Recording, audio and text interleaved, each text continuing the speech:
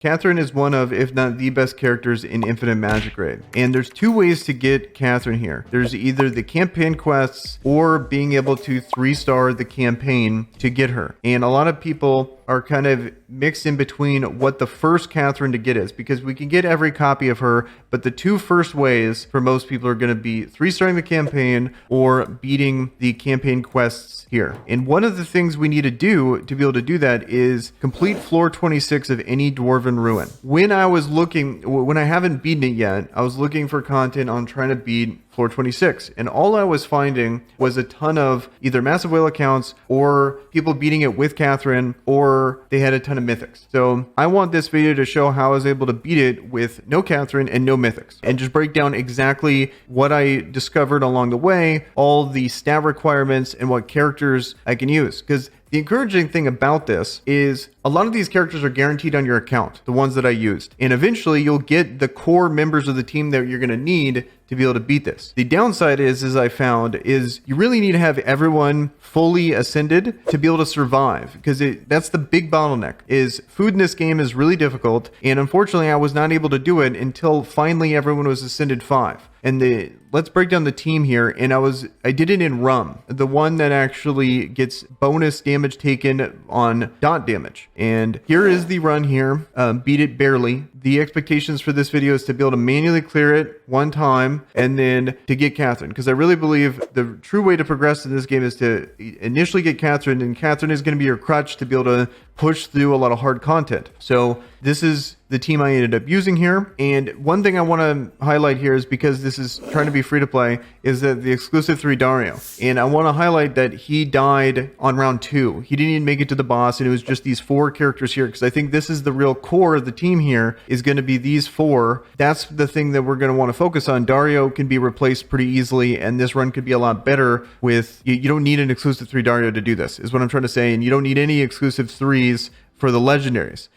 Yes, there is going to be exclusives on these epic characters here, and especially I would say minimum exclusive 3 on Liz and minimum exclusive 2 on Whim. But the more the better, and fortunately it's just on the epics here, not a legendary. And I do have an exclusive 1 on Malia here, but you get 1 free from chapter 34. So if you happen to get lucky enough to pull her, you can at least get 1 guaranteed. You don't need to spend $100 like it is in the shop to be able to get that. Okay, so with that being said, let's break down how the boss works, and then we'll also talk about the stat requirements you're going to need. There's a lot of information, so I'm going to try to go through it as fast as possible. Also talk about some alternative characters here that you can use in the place of these characters. The big thing is, I was talking about how free-to-play friendly this is the roles of this roster here that you're going to need to be able to beat this is Space is a guaranteed character, Whim is a guaranteed character, and Malia is not, but there is a burner that you can eventually get, because you're going to need a burner on this, and HP burner specifically, not to be confusing, because there is burn as another debuff. In the market, in the arena store, you can scroll down here to Ackman. And I feel like he's not as good in certain situations, but he is a fantastic character, and he would be able to be your burner that you can eventually get guaranteed that's good enough to be able to do this, in my opinion. But it's going to take a ton of grinding in the arena here, in the advanced arena, to be able to finally get him. But at least the core members of the team, it can be acquired free to play, which I really like. So now with that, let's actually talk about the mechanics of the boss that we're going to need to worry about, and then we'll talk about the rest of the team. I just want to highlight that my team has changed since I ended up beating it. Unfortunately, I have no footage of the run because I was just trying for multiple hours on my phone. I didn't really think it was possible. It wasn't like something expected. I just kept brute forcing it until I finally figured it out. But I ended up reverting my Liz because Katherine has a cleanse on her. I just like her more than I like Liz. I still like Whim, and then got some more consistency here in Sigmund and just better characters overall instead of Dario. But this is a way cleaner run now, but I'll use this to showcase what we need to look out for. So when it comes to this section here, these are not that big of a deal in my opinion. Really, the main thing is just making sure everyone can survive the damage. You need to be able to have your shield cooldowns up for the second wave. You absolutely need to have it up. I would save it. Also, what you can end up doing is on the final minion, just make sure everyone uses their auto attacks. So you have your Liz shield, you have your Wim shield ready to go before the enemies go on this next wave here. That's going to be the big thing we need to worry about here. And since you're manualing it, you don't need to worry about them like using their move right before the next thing. And right now, for example, right now I have Katherine not even able to use her counterattack because I'm saving it for this section. So now you're going to see the big shield here.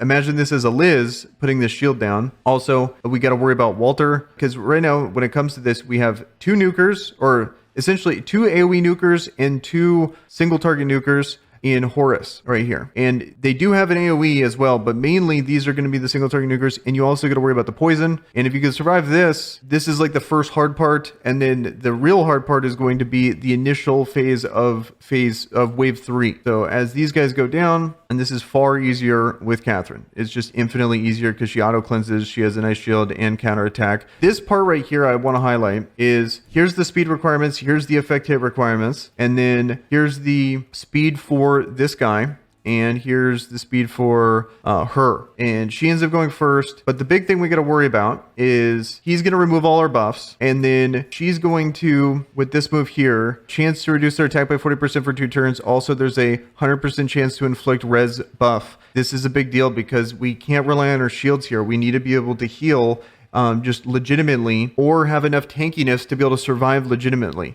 That's the only way we could survive this. That's why these all were needing to be A5 to be able to beat this. And then for this guy, this is the reason why we can't really use shields here, is because he's going to steal them all. I ended up, when I was doing this, I would still Liz shield regardless, and just because I wanted to survive her damage first, and then if he steals it, it is what it is, but I wanted to get her out of here. This is the one I would target, and I would just manually target her when I was doing this manually, because she's the risk, because he's going to do his move and there's no way to kill him initially. There's just no way around it. And then I would try to kill him next. So she's already dead. We would switch to him now. And then the big thing is we need to be able to get these people out of here as soon as possible, because the boss is ramping. There's damage coming that we're not going to be able to handle if we don't kill them fast enough to be able to then focus on him and kill him fast enough. So the big thing the benefit about this is why HP burners are absolutely mandatory, is that he takes extra damage from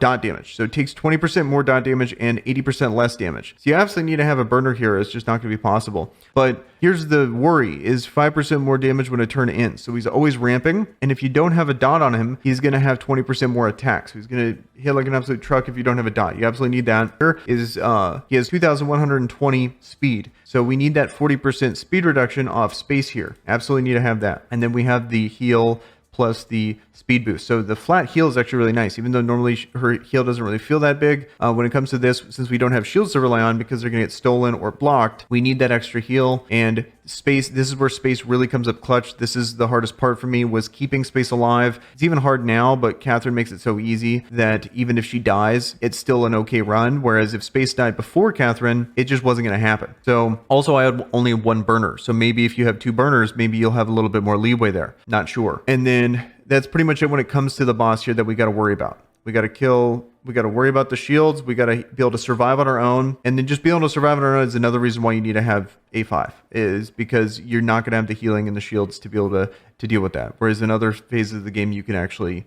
kind of get by with a big shield from another person that actually is geared. So that's pretty much it for the run here. Now let's talk about the actual stats. I think you're going to need a hit to be able to do this. Okay, so here's the key things here when it comes to this. Your HP burner, in my opinion, everyone, not just the HP burner, but everyone should be, I think, shooting for about 400,000 HP, with Wim and Liz having potentially more.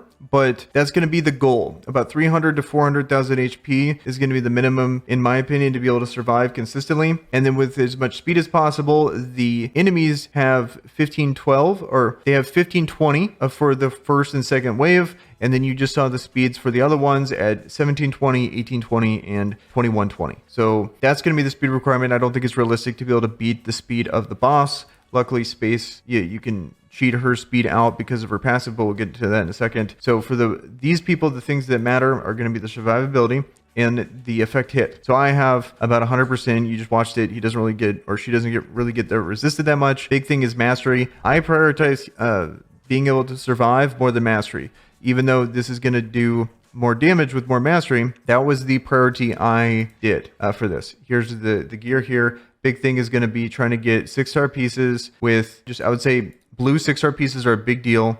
They make a massive difference over trying to get epic 5-star pieces. If you can just get those 6 stars, it's a big deal. It takes like absolute god rolls to be able to contend with a 6-star piece, in my opinion. So here, let me move my face out of the way. Like, so it took a triple roll here on one of these epics to get 11.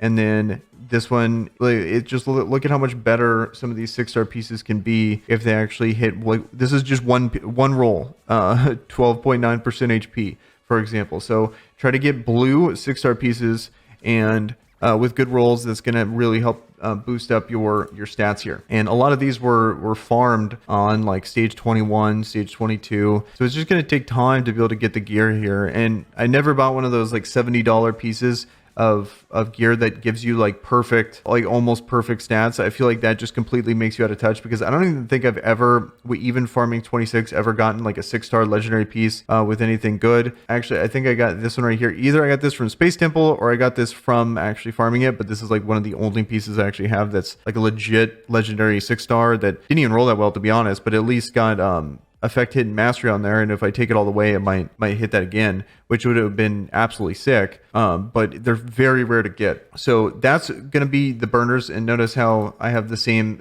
kind of stat line for my Sigmund here. It's very similar, 80, 50 mastery, stuff like that. As for my aura that I end up using on the run, it was this one right here in extra recovery aura, 18% max HP after casting a skill. If I were to do it again, I might end up going the mastery one right here, where, yeah, this much, 24% extra mastery when self HP is above 50%. Potentially this could have saved me. This 18% extra HP when casting a skill. She goes twice a lot of the times with Valkyrie. So that also could have been a factor in keeping her alive. So either one, I think, is a totally solid option. So the next, out of your shielder here, the more HP, the better. Notice if he's in defensive gear, I would prefer this to be HP because his shield is based off HP. One thing that I think is absolutely mandatory for something like this is the exclusive 2. It makes him such a good shielder because he gets that extra cooldown. So he'll shield, and then he'll do Fearless Swing, then be able to go again. That going again lowered the cooldown of his Warrior's Roar, so it's essentially a 3-turn cooldown. It's so clutch. So just a ton of HP on him, as much speed as possible. And then the big thing too is what I ended up doing is going for this aura here. I think this is probably one of the best things that make Wim such a good character, is the combination of his exclusive 2 plus this right here, super clutch. 4% of his HP it restores. He goes twice, so he shields and then does his A2.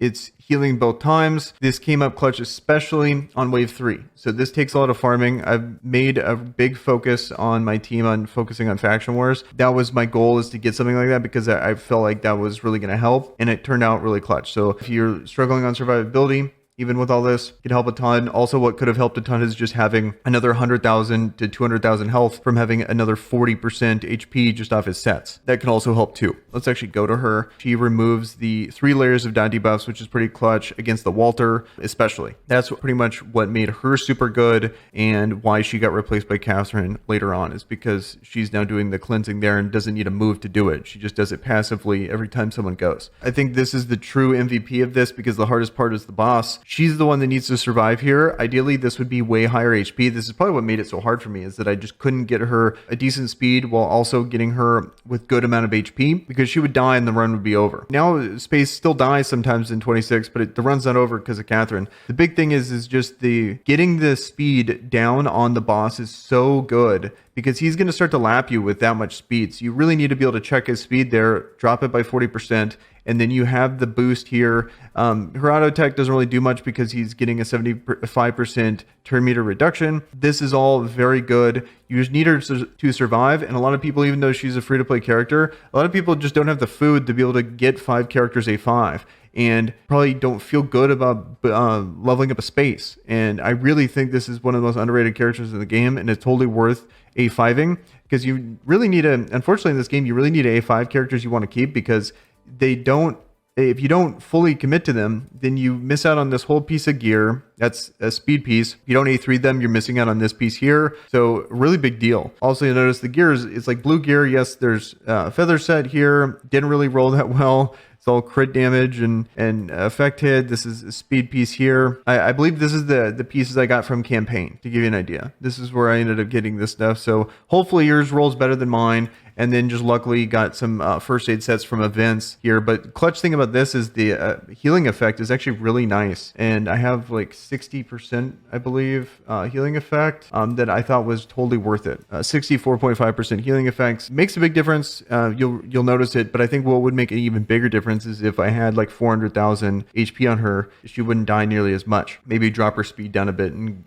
get her to survive. Because she does have the passive here where she increases her turn meter by 18% at the beginning of each wave. So she can just boost past boss with quite a bit lower speed than you would think. Like maybe 1700, it's still enough. Like I haven't really tested it, but she can beat the boss pretty easily. So those are the characters I used to be able to beat this, to get Katherine. Couple things to consider is most people, food is going to be such a big issue to be able to get 5 people A5'd. So maybe by the time you A5 5 people, you're already going to have a mythic by then. I don't know what's like, if you're a free to play player, what's actually going to pace out faster. But you know, when you just whale out and buy characters or buy shards, I'm going to have enough to be able to A5 these people a lot faster than most people. So that's one thing to consider, is maybe you're be on a different pace there.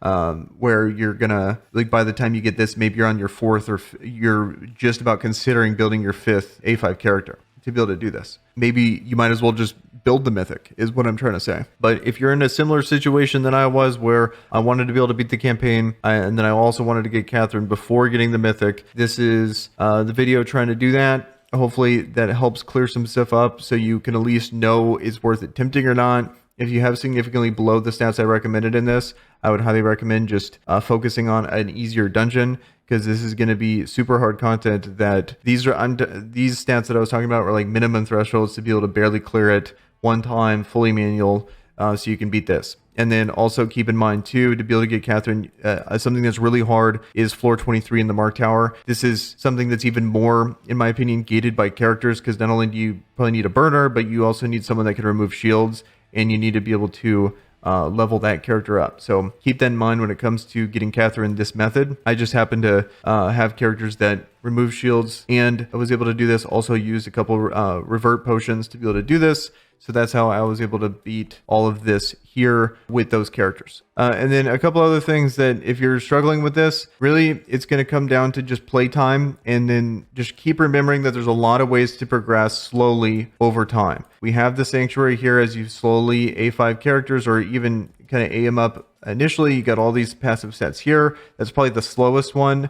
But the big one is going to be the talents here, and your mark talents and your class talents. Me personally, when I did this, you know, here's the easy part to be able to level up, is getting to level 10, but then it gets astronomically more expensive to be able to do this, because it ended getting to going from 9 to 10 is 50, and then going from 10 to 11 is 120 of these currencies here. So it gets really tedious to be able to level these up. But if you're struggling or you don't have as good of characters, just keep grinding, and eventually you're going to get the stats to be able to do this. Or you're just going to need a mythic to do this if you just got really bad luck with your RNG on the characters you end up pulling for this. So that's pretty much going to be it. But just remember there's all that. Also remember that there is Faction Abyss. I think some of the most clutch things that are really going to take us to the next level come from a Faction Abyss, and getting all of our main characters with auras there. So that's going to go a long way in being able to boost up our squad to make them stronger. So with all that being said, that's going to do it for this video, guys. Hopefully that was helpful, and you guys have a good one. Peace.